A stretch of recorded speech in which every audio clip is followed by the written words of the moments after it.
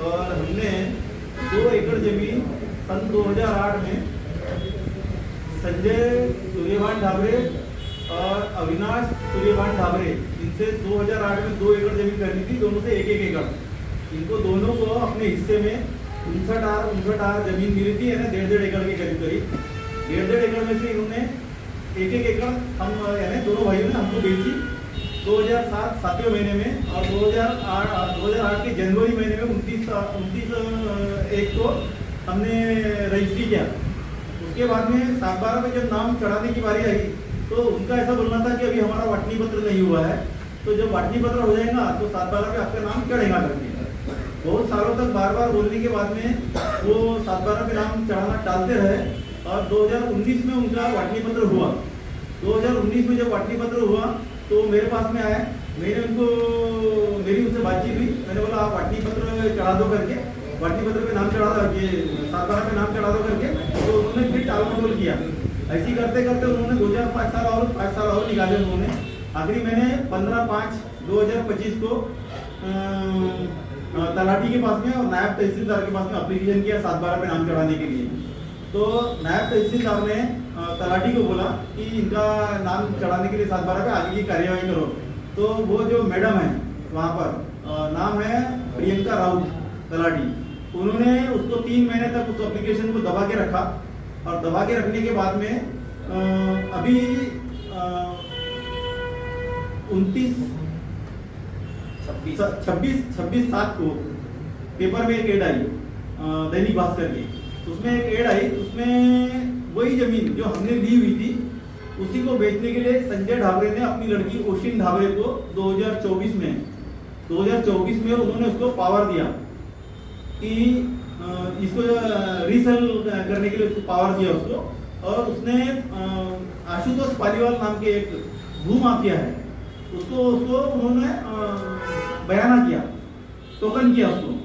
Token करने के बाद में उसने आशुतोष पालीवाल ने वही सौदा माय ड्रीमलैंड के श्री मनीष सोमकुमार, ये भी एक बहुत बड़े भूमाफिया है, इनके ऊपर में भी करीब 3 केस, मेरी केस पकड़ के मुझे 3 केस नजर आई है। इसके पहले 2006 में उन्होंने एक इमामबाड़ा थाने में एक केस दर्ज है इसी टाइप का 420, 507, 506 वगैरह का, उसके ऊपर एक केस चालू है अभी एट प्रेजेंट में कोर्ट में चालू है वो। उसके बाद में उन्होंने एक 2023 में बेसा में खसरा नंबर 26 भीमराव मेश्राम, उनके साथ में भी सेम कंडीशन का काम किया उन्होंने। और उसकी रिपोर्ट पहले बेतुल थाने में दर्ज की गई थी, मगर बाद में उनका जो शटलमेंट हो गया, और शटलमेंट होने के बाद में वो जो FIR या जो रिपोर्ट थी वो गायब होगी वहाँ से। अभी ये रिसेंट जब ये 26/7 को पेपर में जब एड आई और मेरे को फोन आया एक बंदे का, उस समय मैं दिल्ली में था अपने बच्चे के साथ में, किसी कारणवश मैं काम से गया हुआ था, तो मुझे वहीं पर खबर आई कि पेपर में एक एड आई है, आपने जो जमीन परचेज की हुई है उसी की डबल रीसेल के लिए पेपर में एड आई है। तो मैं वहाँ मैंने उसी पे एड पर से मैंने फ़ोन नंबर निकाला, तो वो जो फ़ोन नंबर है उसके अंदर में जो दिया वो किसी वकील का फ़ोन नंबर नहीं है। उन्होंने ऊपर में लिखा हुआ है मैटर के अंदर में कि मैं आशुतोष पालीवाल और मेरे साथ में निशांत चरबे, ये दोनों ने संजय ढाबरे की लड़की ओशिन संजय ढाबरे, इससे हमने टोकन बयाना किया हुआ है और उसको पावर मिला हुआ है जमीन बेचने के लिए। तो अगर किसी को अगर ऑब्जेक्शन होगा तो हमारे को इस नंबर पे संपर्क करो। जो नीचे में जो नंबर दिया गया था वो नंबर जो है वो राहुल महाजन का नंबर है, उसमें किसी वकील का पता नहीं दिया है, किसी वकील का नाम नहीं दिया, और किसी भी पार्टी का उन्होंने पता नहीं लिखा हुआ है।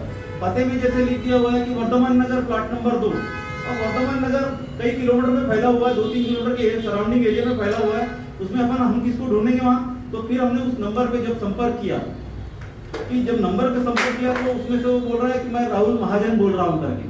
तो राहुल महाजन पर यहाँ तो आपने आशुतोष पालीवाल का और निशांत चरबे का नंबर लिखा हुआ नाम दिया हुआ है। नहीं, बोले मैं राहुल महाजन बोल रहा हूँ। बोले किसी वकील का नंबर भी नहीं है इसके अंदर में। तो बोले ये राहुल महाजन का नंबर है। मैंने आप कहाँ रहते? तो बोले मैं कुकड़े लेआउट प्लाट नंबर 102 में रहता हूँ। अब कुकड़े लेआउट भी कोई छोटा एरिया नहीं है, वो भी किलोमीटर के सराउंडिंग में है। यानी कहने का मतलब उनको हमारे को उन तक ना पहुंचे, इसी ढंग से उन्होंने काम किया। उन्होंने रजिस्ट्री में भी जो एड्रेस वगैरह डाले, उसके बाद में उन्होंने ये बात होने के बाद में फिर मेरे जब उनसे बातचीत हुई, बोले आप पेपर दिखा दो। मैंने उनको पेपर दिखाने के लिए बुलाया, वो मेरे पास में आए ही नहीं। 8 तारीख के दिन मैं अपनी जमीन पर बैठा हुआ था अपने बीवी बच्चों के साथ में, तो वहां पर मनीष सोमकुवर, आशुतोष पालीवाल और आकाश बोस नाम का एक गुंडा है मानेवाड़ा रोड का, जिसके ऊपर में 2008 में एक मर्डर की केस है, 2009 की भी एक केस दूसरी संबंधित है। यानी उसका भी काम यही है, पोजीशन करना और लोगों की जमीन दबाना। मानेवाड़ा रोड पे आकाश बोस ने 2 प्लाटों पे कब्जा करके रखा हुआ है। हैप्पी होम जो फूड्स वाला जो है उसके अपोजिट साइड में अगर आप देखेंगे तो आपको मालूम पड़ जाएगा, वहाँ 2 जमीन पे उसने कब्जा करके रखा है। आशुतोष पालीवाल का भी यही काम है और मनीष सोमकुवर का भी यही काम है। भूमाफिया है ये तीनों, और ये तीनों भूमाफिया एक सौदा करता है, दूसरा सौदा लेता है और तीसरा जो रहता है वो उस पर कब्जा दिलाने का और गुंडागर्दी करके मारपीट करके भगाने का काम करते हैं वो लोग। मैंने 8 तारीख को जाकर, इसलिए मैंने कि 8 तारीख को मैंने हिंगना थाने में कंप्लेंट किया। बोबड़े साहब थे वहाँ पर, मैंने वहाँ पर एक लिखित कंप्लेंट किया और लिखित कंप्लेंट करने के बाद में उन्होंने बोला ये एनसी मैटर है, तो इसके अंदर मैं बोले हम कुछ नहीं कर सकते। उन्होंने मेरे को एक कॉपी लेके एनसी करके दे दिया, एक मेरे हाथ की लिखी हुई है और एक थाने की लिखी हुई है, एक एनसी करके दे दिया उन्होंने मुझे। और 8 तारीख की जो रिपोर्ट जो उनके पास जो लिखाई थी उसको 18 तारीख के दिन उन्होंने मेरे से स्टेटमेंट लिया। 18 तारीख को पिछले महीने की 18 तारीख को मेरे से स्टेटमेंट लिया। स्टेटमेंट देने के बाद में उन्होंने बोल दिया सिविल मैटर है, बोले आपको कोर्ट में जाना पड़ेगा। तो मैं उसके लिए मैं सिविल कोर्ट में चला गया। सिविल कोर्ट में जाने के बाद में मुझे ऐसी शंका थी कि ये डबल रजिस्ट्री मार सकते हैं करके, तो मैंने नागपुर शहर के जितने भी रजिस्ट्रार के कार्यालय है, 1 2 3 4 5 6 7 जो भी है, यहाँ सब जगह जाके मैंने एक रजिस्ट्री की कॉपी अपनी, और इसमें पेपर लगा हुआ है, ये सहायक निबंधक टाइप का इस टाइप का पेपर लगा हुआ है। इसमें जितने भी रजिस्ट्रार कार्यालय है उसमें सब जगह मैंने जाके एक कॉपी लगाई रजिस्ट्री की कॉपी के साथ में, और उनको निवेदन किया कि आप इसमें डबल रजिस्ट्री लगाओ मत। 12 और 13 तारीख को मैंने सब रजिस्ट्रार में भी लगाई, साथ में जेडीआर कार्यालय में लगाई, डीजीआई कार्यालय में लगाई, और पर्सनली उनके पास में लगातार 5 दिन जाकर मैंने उनको बताया कि सर मैंने आपके एप्लीकेशन दिया हुआ है, आप रजिस्ट्री की कार्यवाही को रोके। तो उनका ऐसा बोलना था कि आपने स्टे नहीं दिया हुआ है, इसलिए बोले इसके ऊपर में अभी आपको ये नहीं मिल रहा है, स्टे रजिस्ट्री हम रोक नहीं सकते। मतलब सर मैंने स्टे के लिए कोर्ट में केस फाइल किया हुआ है, मगर जब मुझे कोर्ट से स्टे मिलेगा तभी जो काम हो सकता, मगर अगर आप अपने पावर का इस्तेमाल करके इसको आप रजिस्ट्री को रोक सकते हैं तो हम देखते हैं बोले क्या होता है करके। तो 21 तारीख के दिन उन्होंने वो रजिस्ट्री वहां पर लगाने का प्रयास किया, ये Malviya Nagar court number registrar number 3 के ऊपर में। जिस समय में रजिस्ट्री लग रही थी मुझे खबर आई, मैं वहां जाकर खड़ा हो गया। खड़ा होने के बाद में रजिस्ट्रार को मैं था, मेरी बीवी और बच्चे लोग थे, हमने उनको रजिस्ट्रार को बहुत समझाया, सर आपको मैंने एप्लीकेशन पहले से दी हुई है, आप इसको रजिस्ट्री को रोकिए। तो बोले मैं अभी थोड़ी देर इसको रोकता हूँ बोले, और आप जाके बोले गंगावने साहब से मिल लो, जेडीआर और जेडीआई जो है। तो मैं वहाँ पर गया उनके पास, तो मैंने उनसे बहुत रिक्वेस्ट किया, उन्होंने उस चीज़ को रोका नहीं, बोले मेरे बस का काम नहीं है, ऐसा बोल के उन्होंने मुझे वहाँ से टाल दिया। सातपारा पे नाम सर उन्होंने जो जिनसे मैंने लिया हुआ था वो बोले कि अभी इसमें वाटनी पत्र हुआ नहीं, बोले हमारे परिवार का जब वाटनी पत्र नहीं हुआ है, जब वाटनी पत्र हो जाएगा तो बोले सातपारा पे नाम चढ़ाएंगे। वो डिले कर रहे थे सब। हाँ वो डिले कर रहे थे, आज के तारीख में वहाँ पे जमीन के वो रेट बढ़ गए। बराबर इसके संदर्भ में बराबर। अच्छा सर हम उनकी जब घर में जब गए, उनकी मिसेज से जब हमने बात किया तो उनका ऐसा बोलना था कि जो संजय ढाबरे उसका जो हस्बैंड है वो बोले 5 साल से फरार है, बोले 5 साल से हमारा कोई संबंध नहीं है उससे बोले। और मेरे पास में जो संजय ढाबरे का जो फोन नंबर था वो फोन नंबर उसका बंद आ रहा है कई दिनों से, कई सालों से। मैंने उसकी बीवी को बोला कि आप दूसरा नंबर दे दीजिए, तो बोले मेरा उससे कोई संबंध ही नहीं है। तो बोले मैं कहा सकती आपको एक बार अगर प्रॉपर्टी अगर बेची है, खेती अगर आपने ली है जी, आपके पास में रजिस्ट्री है जी, यानी ऑलरेडी आप मालक हो, बिल्कुल, तो क्या दूसरे को बेच सकते हो?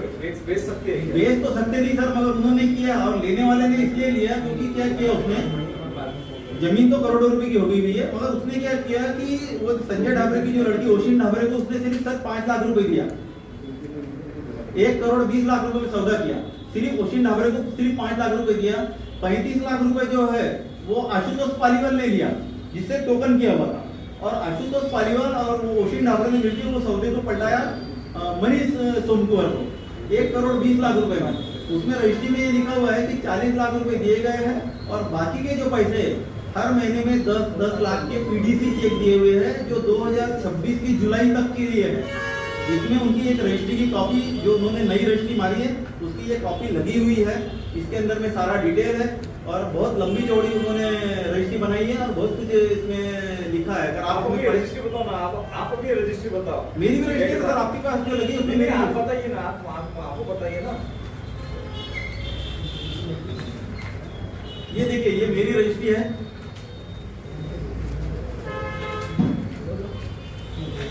ये देखिए ये मेरी रजिस्ट्री है और रजिस्टर ऑफिस में की हुई है क्या? जी सर, पक्की रजिस्ट्री है सर, ऐसा नहीं है। सर, जिस टाइम पे आपने रजिस्ट्री तो उनकी बताइए डिमांड क्या है?